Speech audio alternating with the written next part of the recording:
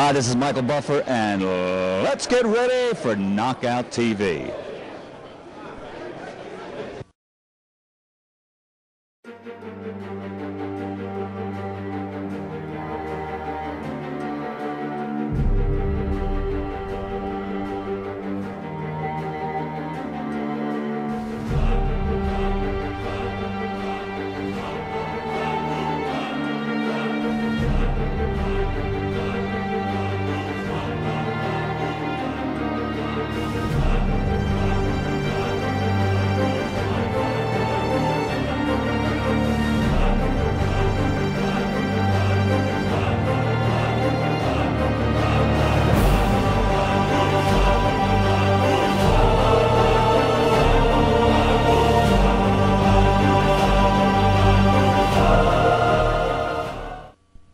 Welcome to this week's episode of Knockout TV. I'm Tim Pileski. Stick around. We got a great show. I've had the opportunity to meet some great people and had a chance to talk with them. Boxing, actors.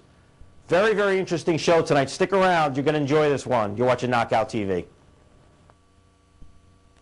I'm Tim Pileski with Knockout TV. I want to welcome light heavyweight champion Bernard Hopkins. Bernard, pleasure having you on the show. Again, always Knockout TV, man. It's a good title. Thank you. Listen, you're a throwback fighter. Light heavyweight champ, yes. Middleweight champ, former middleweight champ.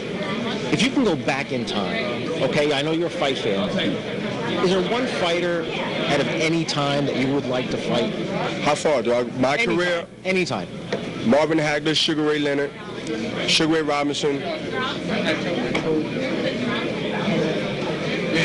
Argentina great, Carlos Monzon. Carlos Monzon, you would be a great fight. I would love to see that. We'll go back in time.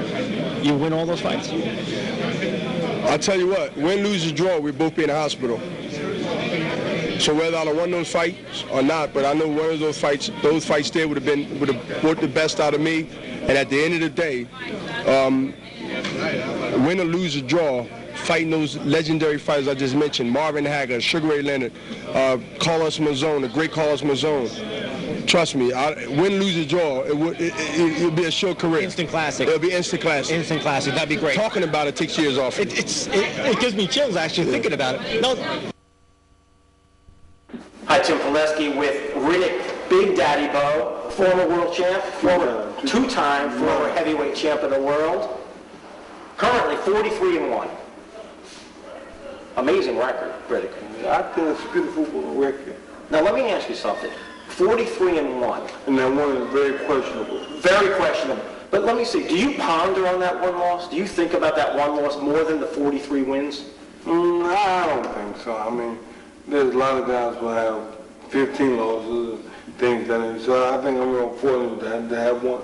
Yeah, you did, and that's with Evander Holyfield? Absolutely. And you ended up beating him twice? Right. And a lot went on in those fights. And I you know, I guess with me being a fighter, I feel like I was the best. I think I should be, you know, undefeated at this point. But, you know, so it's just like, what are you going to do? No, exactly. And sometimes you have to lose. And sometimes that makes us better. Sometimes you lose to win. Right? That's right. That's right. And like you said, it was a very close fight.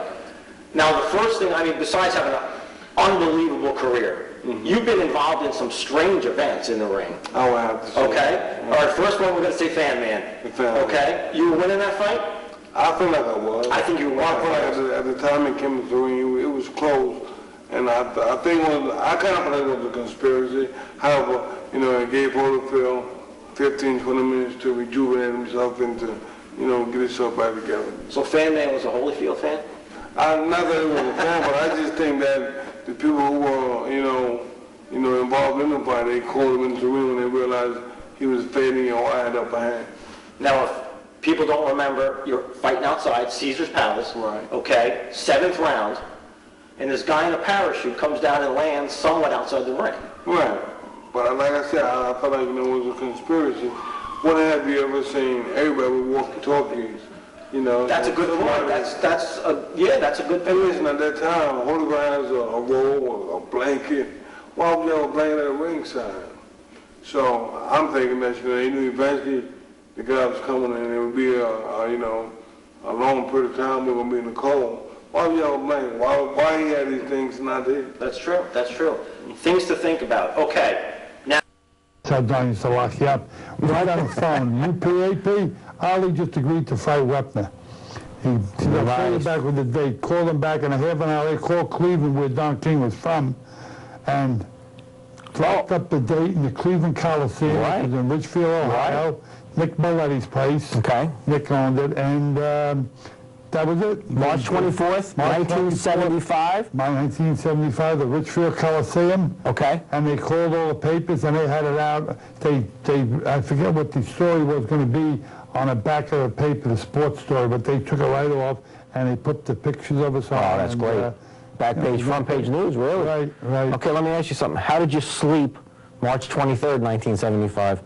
How was that night for you? You want to know something? I slept okay. Did you? As a matter of fact, I was so sure of winning because I was in such great shape that I went out and I bought my wife a powder blue negligee the day before the fight, and I gave it to her. That's the worst thing you can do. Yeah, but I gave it to her. I said, I want you to wear this tonight to bed.